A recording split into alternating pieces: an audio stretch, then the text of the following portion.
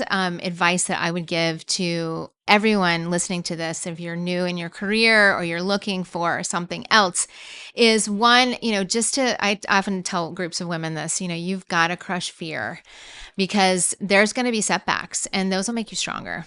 And it may sound like a cliche, but at the end of the day, if you just kind of say, all right, that didn't work out. Crush fear. I love that. You got to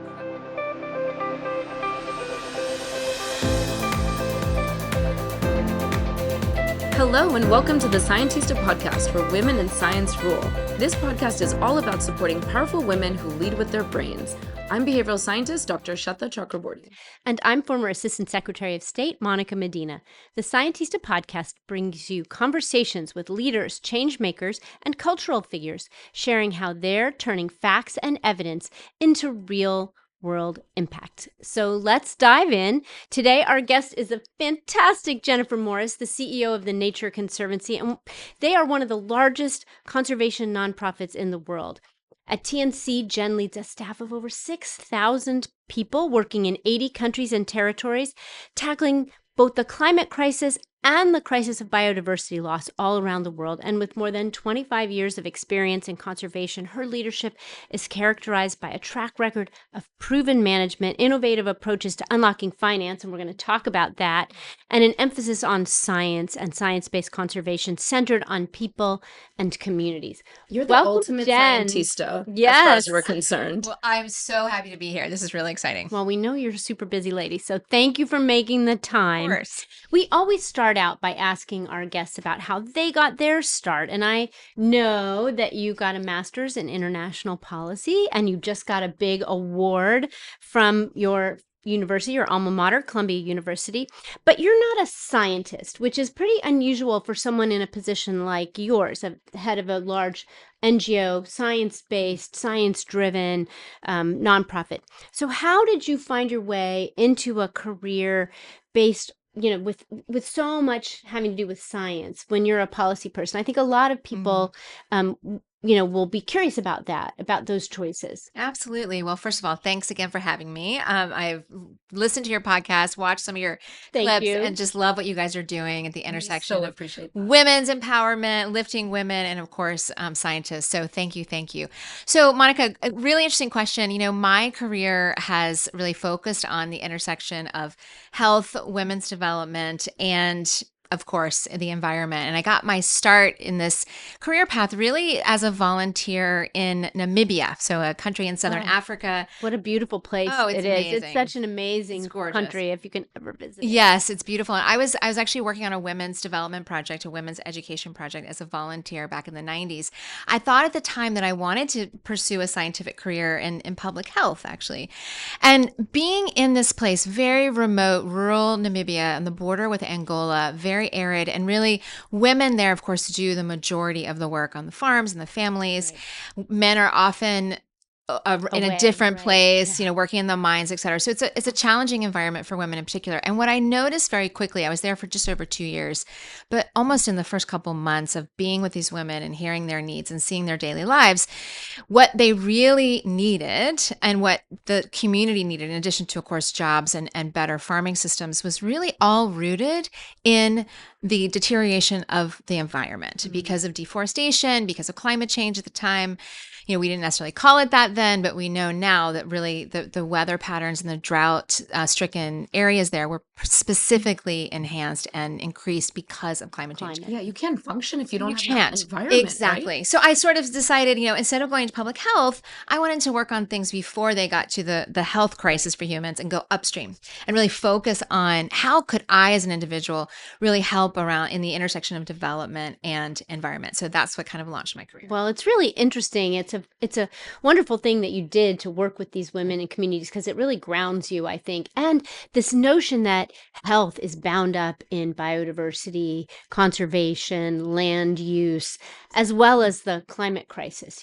We are really seeing more and more the intersectionality of health and all of these environmental issues. And I hope that gets more and more attention. And you've certainly been bringing more attention to it. Well, it's absolutely essential. And, I think about the women that I worked with in these villages every day, honestly. And it's, well, you're absolutely right, Monica. I think if you're a woman on the ground in a developing developing country, and even here in the United States, you're feeling that if you're in an area that's being impacted, if you're living in a city like here we are in Washington, D.C., and you don't have trees in your neighborhood, that impacts not only your well-being, but of course also just your ability to function and thrive because you're constantly dealing with environmental stress. So health is absolutely essential. I think our community needs to do a much better job talking about the intersection between health and environment. We know that pollution has constantly been doing that, but really thinking about nature and nature-based solutions to the climate crisis is so critical in the health debate as We're going to well. get into all that. Excited to Great. get into that. Excited Let's to talk tell about our it. listeners more about TNC. And Okay. those who don't know about global NGOs in this space, if they know of one, it will be the Nature Conservancy.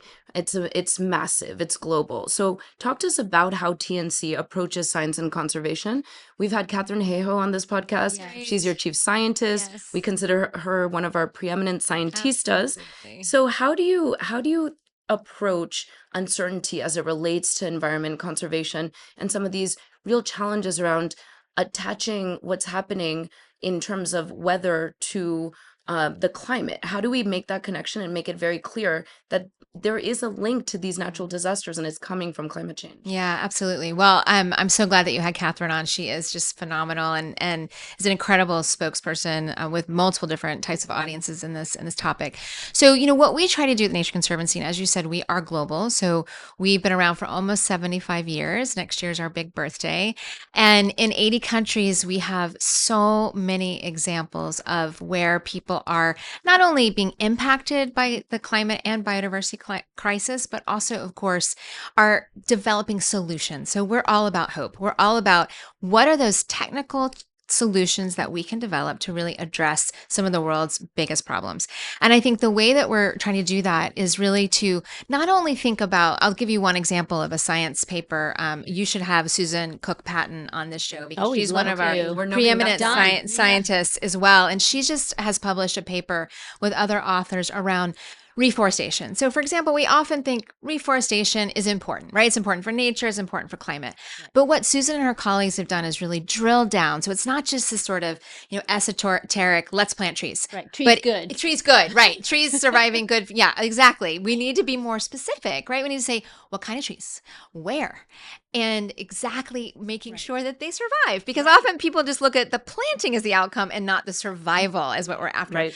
So we'll see these kind of amorphous sort of scientific, or solution sets, but actually digging deeper. I think that's what TNC and many of our colleague organizations are good at, is really unpacking that and really being more specific about where, what, and how, and then implementing that using our incredible laboratory in 80 countries in every single state in the US to really figure out how we can do these things in the best way possible and do it in collaboration.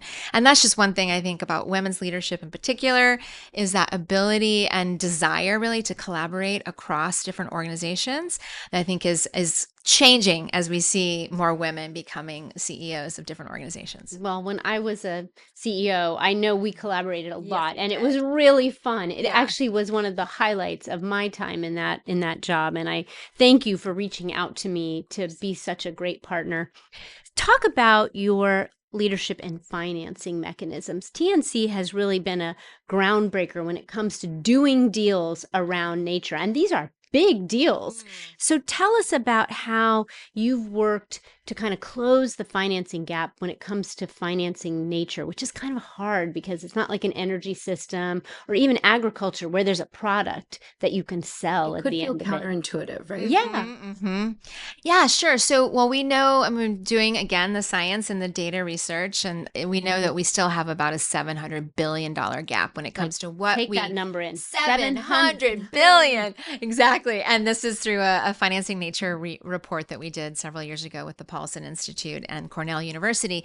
And basically, we're making progress on that, and we can talk about some of the progress. But really, at the end of the day, we know that nature is often the last thing that governments are funding. Right. And so how do we flip the script? People just assume it's going to be there. Exactly. And I know Complacency from much. yeah, I know from, over 25 years doing this, when I go visit a country, I want to talk about environment and financing the environment, I'm often, sent away or have to wait for many hours, or the environment minister is in a trailer, sort of in the way far Somewhere away else, from and the the president's finance office. minister thinks, "Oh, where are your bankers? I wanna talk to them." Exactly. So, but we're changing that a lot. And I'll mention one example, and that's through this whole initiative that we've developed with partners called Nature Bonds. And this is a great example of really meeting countries where they are. Now, we know that developing countries, many low income countries, have over 60% of those low income countries, often where there's high biodiversity, are at high debt risk, meaning that they have lots and lots of debt that they owe to external creditors. So every dollar that they earn as a country is often being sent overseas to pay for those creditors. That is not sustainable. We've heard wonderful women leaders like Mia Motley of Barbados speak very passionately about this, how we've got to change this scenario. One of the things that we decided to do, and this started in 2016 in the Seychelles, is really meet the finance minister, meet the president where they were, and said, okay, is there a way we can take this really expensive debt and actually use an underwriter like the Development Finance Corporation of the United States to refinance that debt and to actually issue new debt that would be less expensive, and take the savings between the old debt and the new debt and put it into conservation. Brilliant. So brilliant. And this started, a long time ago. Actually, Conservation International did one of the first private transactions back in the 80s. And so, but it's been slow to take off. The US government has done transactions over the years. It's been really impactful. But this was the first time we really did a private type of transaction. And it took you a while. It took a while, how long exactly. it took to put all the pieces in It's place very and complicated. to make people feel comfortable that it was going to work. Exactly. But often, what happens when something like this starts on the flywheel, you need one, and then you need two. Right. And then when you get three, you start to see that flywheel speed up. And I will say that the Seychelles was the first, and then we had Belize, and then now we're seeing Barbados, Bahamas, Ecuador, other organizations doing this. And the area that we've been able to help protect in perpetuity it's mostly ocean, but it's an area the size of Greenland. It's the Galapagos. Let's be Yeah, clear. I mean, the Galapagos this is world one of the treasure. absolutely One of the places. It's yes, not just and Pew Charitable Trust did the Galapagos led on the transaction there. These initiatives, we worked with one in Ecuador with Amerindian tribes in Ecuadorian Amazon.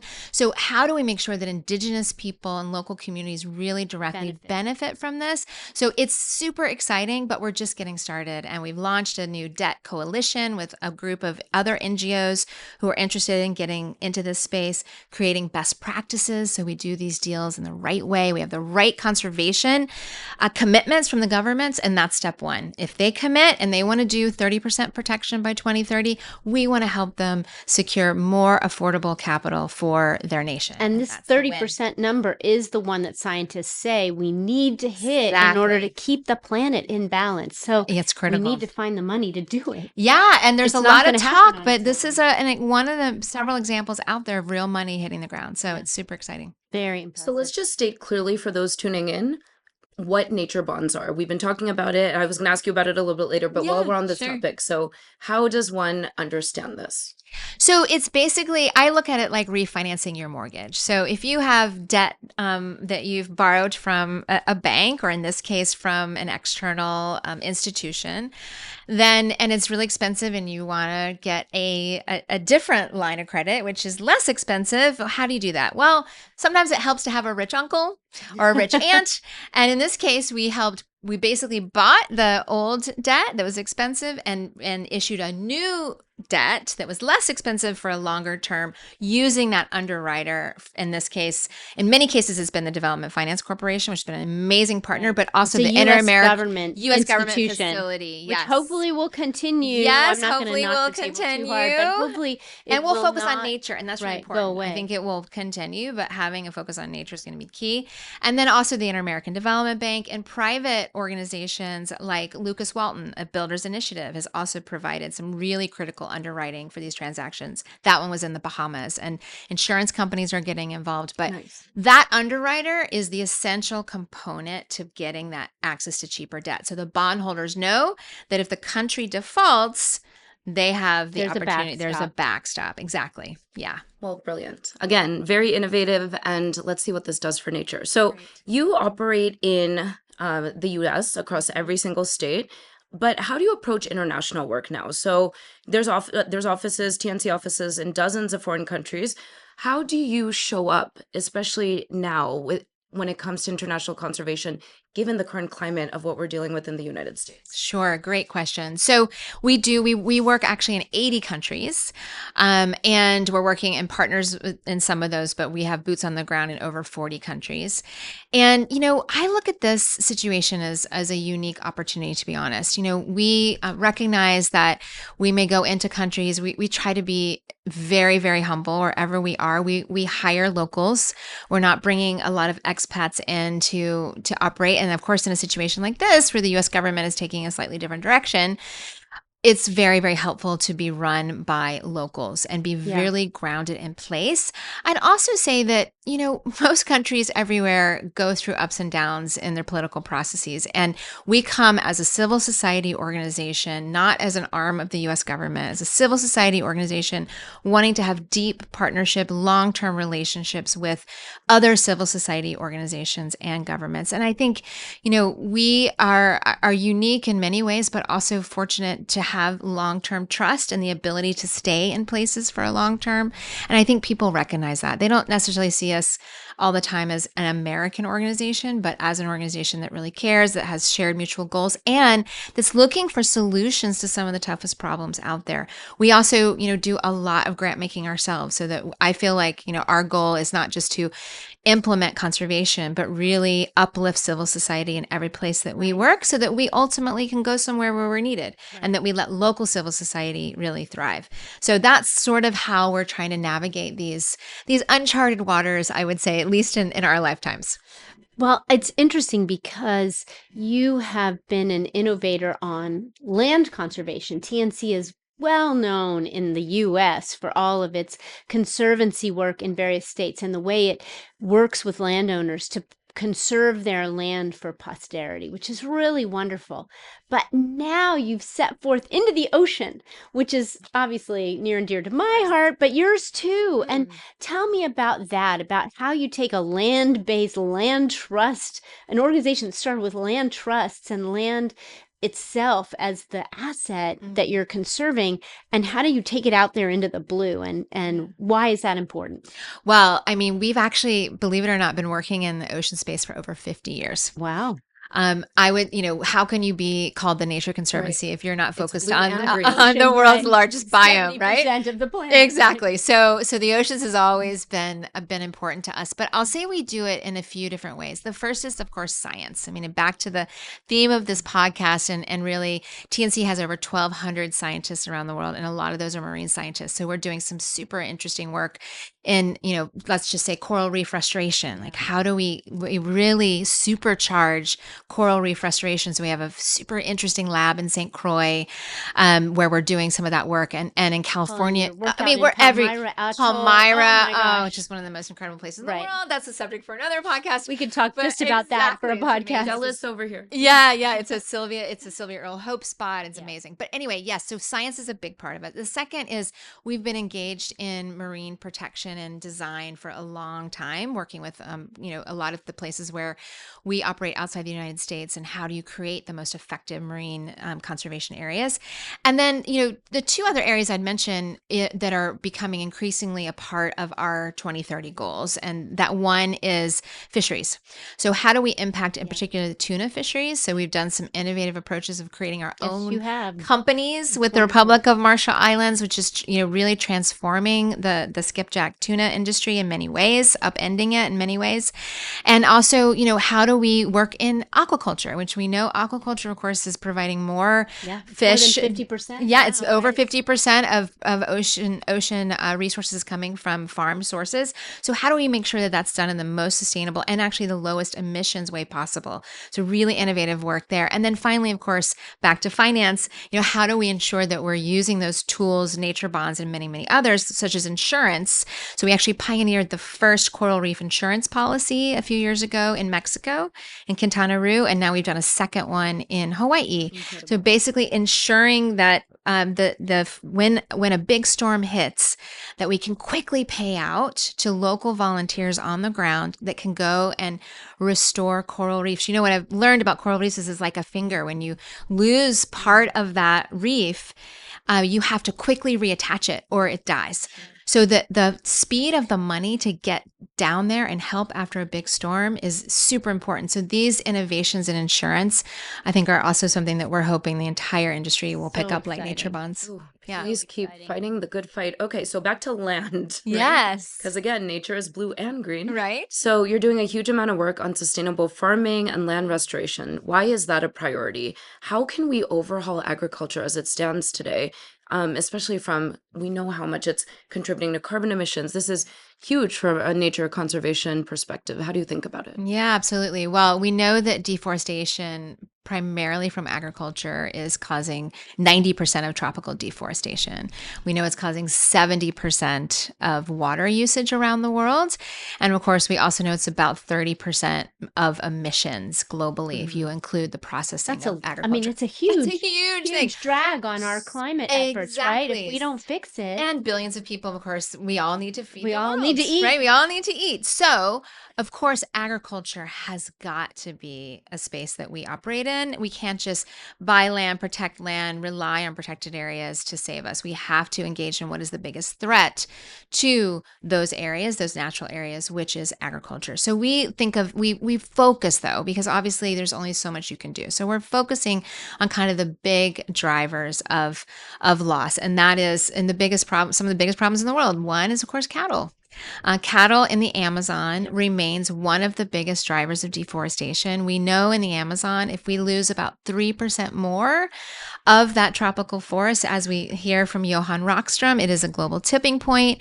If we lose 3% more of that, it starts to turn into a savanna. Our teams on the ground are telling us it's already the places that never had fires are now having fires.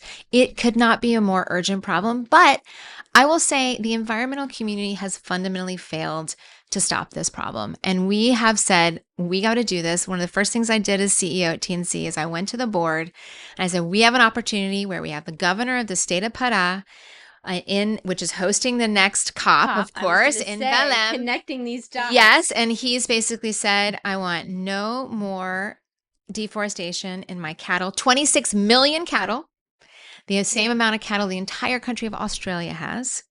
I want 100% guarantee that none of those cows being produced and sent overseas or used domestically in Brazil are coming from deforested land. Nice. So we had a policy opportunity. We had companies that were willing to engage with us. And now we're doing a whole transparency program where we're tagging, hundreds of thousands, soon to be millions of cows. And we're able to tell with new satellite technology and AI where those cows are coming from, so we can actually stop this. So that's a big part of our agriculture Which is work. huge. I think, the transparency and the potential of all of this to really be able to get eyes on where our food is coming from and what Exactly. environmental hits it's causing, Yes. where it comes from.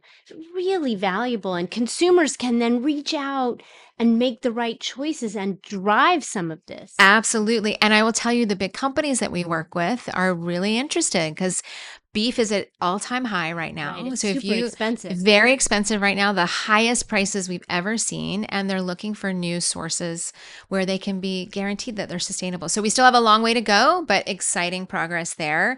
And I think, I'll just mention a little, we haven't talked about technology, but given this is a science, this is an Scientista important podcast, topic. I think there's some real innovations in technology in agriculture that I'm especially excited about. And I think we're trying to invest in with partners on this as well. And, one of those is, I'll just mention because we're talking about cows, is virtual fencing. Very cool. It's starting, again, that flywheel of success that we're starting to see where you do the pilots and then it starts to scale. So increasingly we're seeing experiments. And this is basically, if you all have, have a dog at home it's a big dog that likes to run away. You need these virtual fences that basically are electronic that give the animal a small, tickle or a shock, and you can control where they go. Well, now we're doing this with cattle herds. It's taking off in the West. So one of the most expensive parts of cattle ranching are fences, Right. actual physical fences. And then they block all kinds of other wildlife. migrations, Exactly. right? So they stop the elk, they stop the deer, they stop moose from migrating, right? So that is a huge, huge problem. So how do we continue if you're talking about the US, the incredible tradition of ranching, but do it in a way using technology that can enable wildlife to also live within the bounds of nature and actually thrive. And and also most importantly for the ranchers, it saves them money. Yeah. It saves them from having to Losing hire cattle, people to right. go out and fix the fines, fences across hundreds of acres, thousands of acres in many places. So and using AI to optimize this is really exciting. So I love this example because it has a direct economic impact on ranching communities, which is a really important constituency for the environment here in the United States and in Australia and many countries where ranching is a big part of the economy. I'm Super going to call interesting. an audible here and ask you again to pull this thread about AI, because AI is so much at the top Sure. of everyone's minds and on conversation, Yeah. it's part of every conversation now.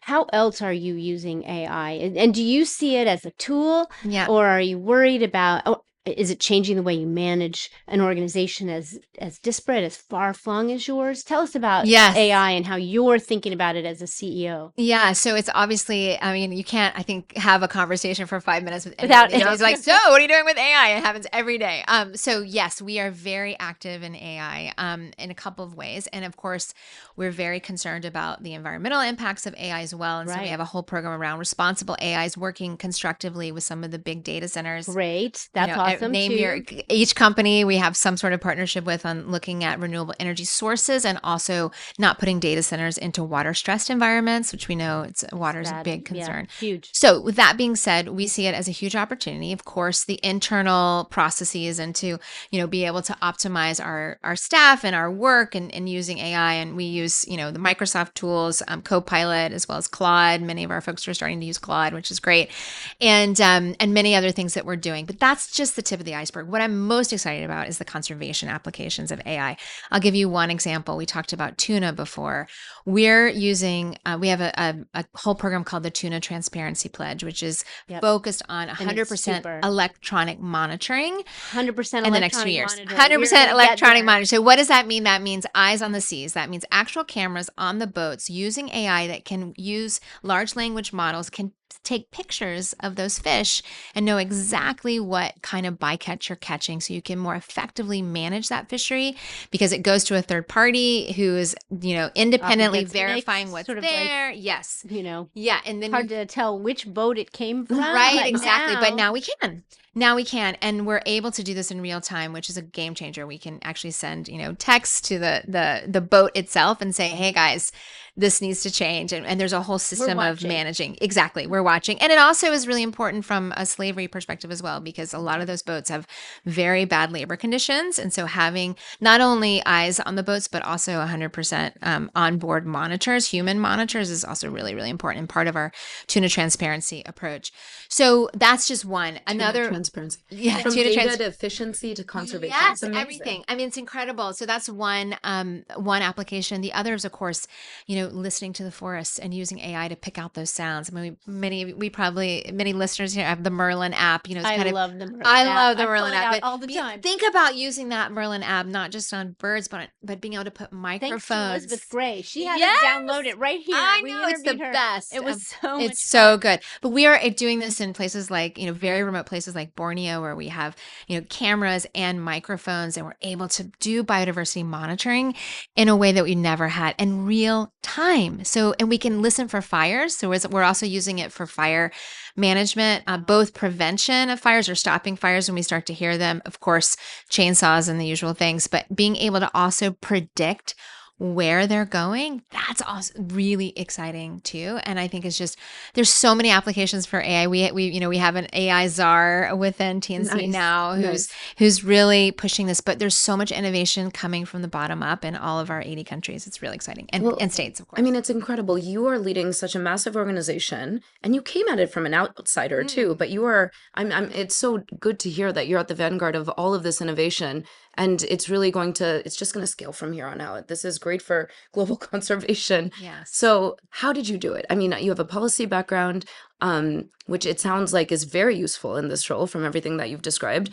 But you also were able to just see, because you're coming in from an outsider, you're able to see some of the gaps and where you could really fill those gaps with your experience and just with some outside thinking. So talk to us about how you've had so much success at TNC and how you got there.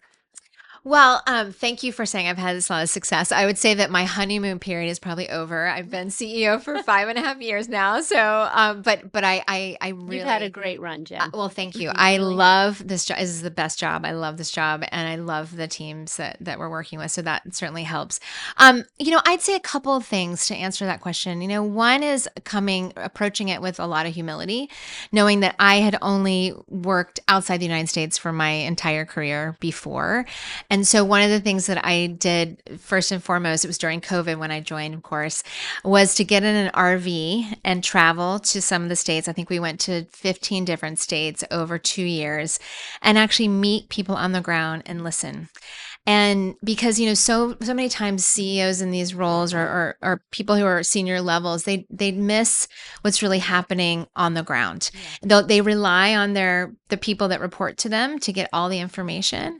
And I think you miss a lot in that. And so being on the ground and meeting as many people, like next week, I'm going to Kentucky celebrating the 50 years of our Kentucky You chapter. spent a lot of time this summer in the West. Yeah, I too. did. I was in the West a lot. I'm spending a lot more time in California. I mean, many, many places that are kind of the roots of the Nature Conservancy, really getting to know the staff on the ground and creating those connections. So that's, I think, one way.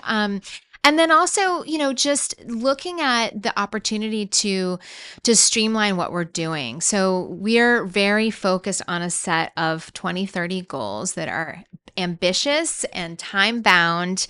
And we spent about the first 18 months. I wanted it done in 6, and my team rightly told me, you're never going to get it done in 6. If you do, it'll be very top down and it will fail.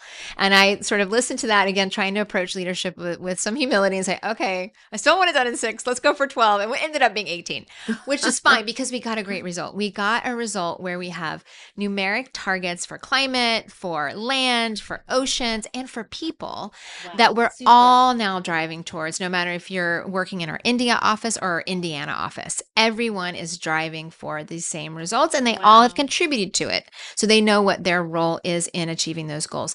That's helped a lot because, the way that TNC grew up over the last 74 years has been very bottom up and very kind of siloed in many respects. So how do we Each create a state shared, being its yes, own entity? But exactly. you have brought the leaders of each state together. I mean, it's really interesting to see how you're getting everybody to work together. Well, trying. I mean, I'd say it's like a marriage. It's not perfect. Some days are great and some days are challenging, and you work hard and you try to have an open approach to dialogue. And, that's one thing that all organizations, especially nonprofits, I think need to get better at is how do we have constructive and dialogue and challenging dialogue where we may not agree, Monica, but we're going to love each other when we leave the room. We may have a constructive debate and discussion, Right. But at the end of the day, it needs to be respectful, but we need to be honest with each other and actually bring these discussions to bear. So I'm trying to create that culture. It's a work in progress, and I just want to celebrate all my TNC colleagues and partners around the world who have been with us on this journey Well, so I will far. say you do have a wonderful team, but it's great to have a wonderful leader. And I think my own personal observation is that leaders really help their organizations, and the organizations reflect the leadership of their very top leader. So tell us about how you approach it as a woman. I mean, this is a Scientista podcast. It's about lifting up women. So let's talk about that. How do you think about this role? And was it a challenge to come in after you had some very strong male predecessors in the CEO position? Yeah, so I I am the first, full-time. Sally Jewell was my predecessor on an interim as basis. an interim. Yes, and she paved the way and did so many incredibly important things to help my transition. So I think about it in a couple ways. First and foremost, while I recognize the incredible women's shoulders that I stand on, and yourself included, just that we've done, amazing, had so much support over generations of women really pushing hard. Sally is Sally's one of a our great heroes, I think. Oh, yes, yes, absolutely. But, I think I also recognize that one of my roles is to help other women leaders coming up. And so that's why I also love this podcast and creating those communities of women.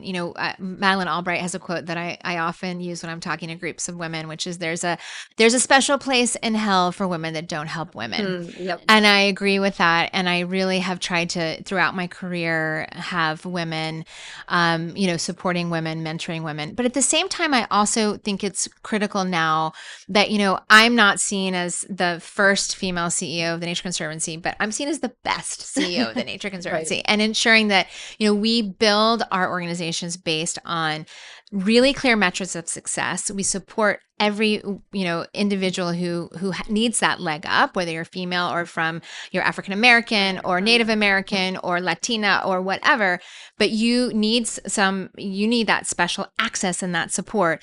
But at the end of the day, we're all held to a very high standard, and we have to achieve those goals. And so driving that meritocracy, driving for success is super important. So I sort of look at it, but I also think that there is a bit of an interesting collaborative approach that women often bring. Men do too, of course.